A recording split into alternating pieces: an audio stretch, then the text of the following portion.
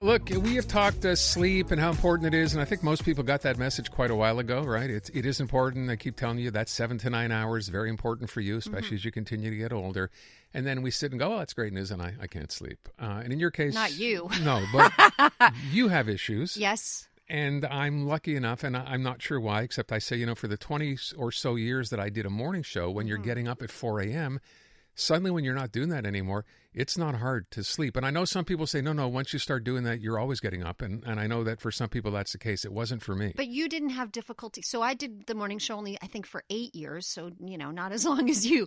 And I slept terribly then. I sleep terribly now. And I think becoming a mom played a big role. But you didn't sleep terribly while you were waking up. No, I didn't sleep enough, but I didn't sleep badly. So there's a difference always been there, a good right? Sleeper. Yeah. I'm not jealous at all, by the way.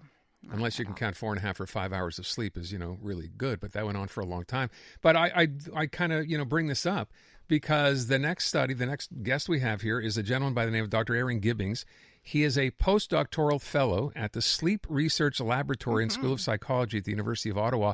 And this ties into a new study that actually found that, wait for it, verbal intelligence may be more prominent in early birds than night owls, depending on your sleeping pattern. We want to know more because we talk sleep a lot. Dr. Gibbings, thanks for being with us. Thanks so much for having me. I appreciate the opportunity. So I want to first ask, because Natasha, is saying, look, I'm not a great sleeper to begin with. How much of this has to do with the quantity of sleep you get versus the quality of sleep? I mean, those are two different things, right? And they're a little bit independent of each other sometimes. I mean, you can get the best quality of sleep, and if it's too short, you're going to end up being tired.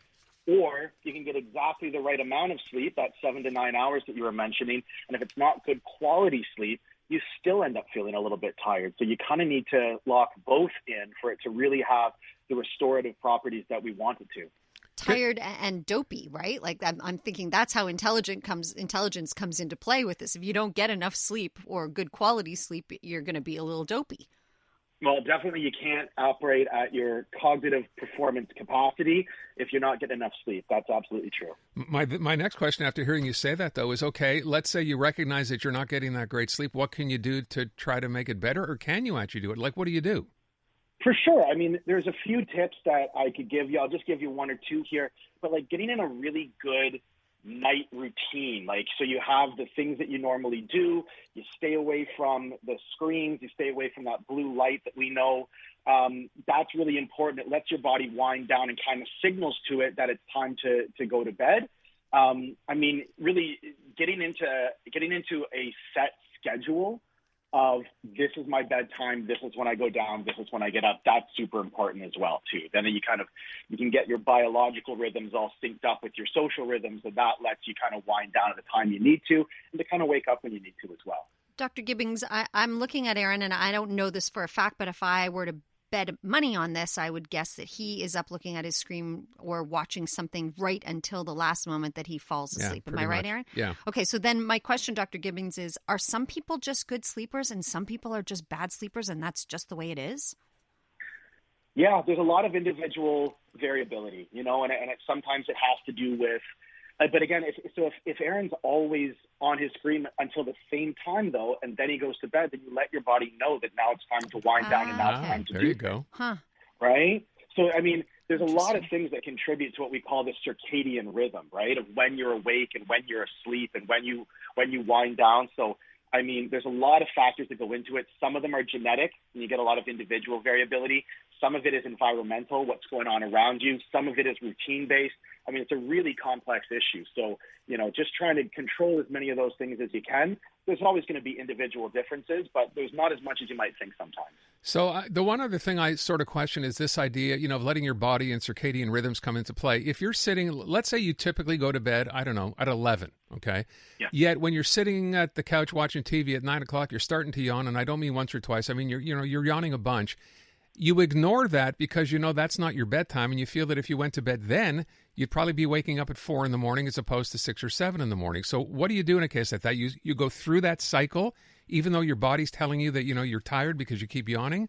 Well, what are you supposed to do?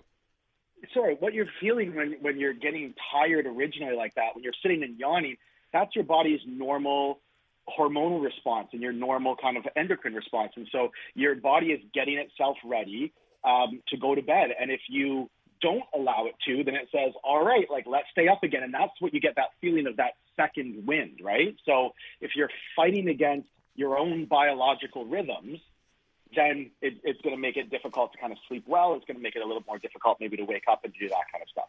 Okay, so then with this study, if we're trying to find out how sleep and intelligence are linked, I say we, but I mean you, Dr. Gibbons, I want to know how you go about conducting a study like this, and I guess how you were able to find out, like, the verbal intelligence more prominent in early birds means you wake up early, you're refreshed, you're ready to go, and then you're more articulate? Yeah, so verbal intelligence is linked to kind of that the comprehension and generation of speech and of language. So that's reading, that's writing, that's talking, that's hearing. And it's been associated with some other cognitive abilities for problem solving and really figuring out things that are kind of framed in a verbal context. So that's what the verbal intelligence is. So how we went about doing this study itself, we had people from all different ages were rigorously screened for sleep problems, for shift work, for, if they took medications, if they had different issues. There's a whole list that I don't want to get into. Mm-hmm. But they were rigorously screened to be included in the study. And then we had them do a cognitive test battery online, and they did a number of different activities that all tap into different cognitive abilities. And then we analyze that and pull some of that apart so that we can see what abilities they have that are separate. Because a lot of tasks, they involve more than one thing, right? Mm-hmm. So we do that. We get the people who are in the study, our volunteers, they wear actigraphy or motion capture, like motion recording devices, like a your Fitbit or your Fitbit or your exercise watch, and then we can look at when they're active and when they're not, and when they go to bed and how long they're in bed for, and that kind of stuff. Okay. So we can kind of use it to all work together. Does it kind of boil down to, though, like, you don't have your wits about you as much if you're not well rested? Yes. I don't think that we need science or specific studies to tell us that when I'm tired, I'm just not as sharp as I am when I'm well rested, right? Yeah, that kind of goes without saying. I wonder if this becomes chronic, right, and you're just a bad sleeper, despite all the advice you may be giving on what to do and the tips to try to get to a point where you can, start to have regular sleep. Is there some point where you're supposed to sort of just decide, look, I better do something about this. I need help, and where would you go?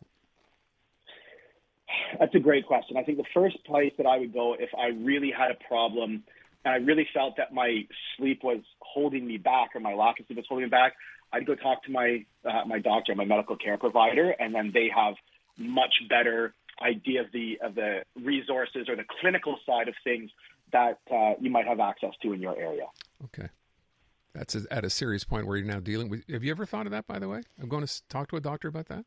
I have sort of in a passive kind of way. I always feel like I can fix the problem myself, but clearly after this many years, it's time for me to find, some professional help on that front. Yeah. I have my tricks, and I think, I'll get some good night's sleep, and so then I'm ever hopeful that they're all going to be good. And maybe I can ask you that too, Dr. Gibbings. Why is that? Why, some nights I sleep like a baby, as they say, and then other nights just absolutely forget it. And is that linked to routine, perhaps? Like you said, if I'm maintaining the routine, then I'm in that wind down mode, and I'll be, not guaranteed, but more likely to get a good night's rest. There's a lot of environmental and social factors as well that play a role in it. So, having a routine is just one part of many things you can do. But things like stress during the day, is it school? Is it work? Is it taxes? Are you running around getting your kids to places? Like, are you stressed out while you're doing all this stuff? That all plays a part in it as well. Are you, and not you specifically, but, when you drink, you should avoid alcohol or caffeinated beverages kind of too early or too late. Nicotine is a problem. So there's a lot of stimulants as well that are in our diet normally. And some people say, oh, I'm going to, I'll have a drink to relax and I'll go to sleep and it'll make me feel so much better. But then you need that to wind down. But then alcohol adversely affects the quality of sleep that we get. So sometimes people think that they're, doing something to help themselves fall asleep, but it's actually hindering the quality of sleep that they get once they fall asleep. Do you know what I mean? So there's so many factors that I think it's tough to diagnose over the phone without having met you. You're trying to get a free session and here, then Natasha? I'm thinking, and then there's people like you who can do whatever the heck you want, and you're pretty much always going to get a good night's sleep. Sorry. I know. I can't apologize for that. I'm lucky now, but I wasn't for 20 years. Dr. Gibbings, go ahead. I mean, diet, exercise, right? All that stuff helps, kind of limiting the things, but there's all kinds of literature out there as well. I think it's fair to say there's still so much we don't know, isn't there, about sleep, and we still keep trying to find out? Oh, barely scratched the surface. Yeah. Anytime we're talking about how the brain works and what it needs and what it does, we're only just scratching the surface of it, I think. Dr. Aaron Gibbings, thanks so much for your time. Appreciate it. Thank you so much for having me. Yeah, there you go. I will point out, by the way, to people who don't know, right? So we have coffee here at the radio station. Yeah. And what's your rule for when you will have not have a cup after? Well, I've pushed it a little bit now, but usually 2:00 is my cutoff. You move that to 2:30? It's more like 3 now, but Oh, because you're worried that if you have a cup of coffee later than 2:30 or 3 in the afternoon, it's going to keep you up at night. And it does. It's unbelievable. Which you don't believe me, but it's... No, I'm sure it does. It's unbelievable to me that, 8 hours from now, it's still okay. Yeah, but that's the way it is. And then you have a cup of coffee at like 4:30, and I'm begrudging and jealous, and I want one. And you can't have one.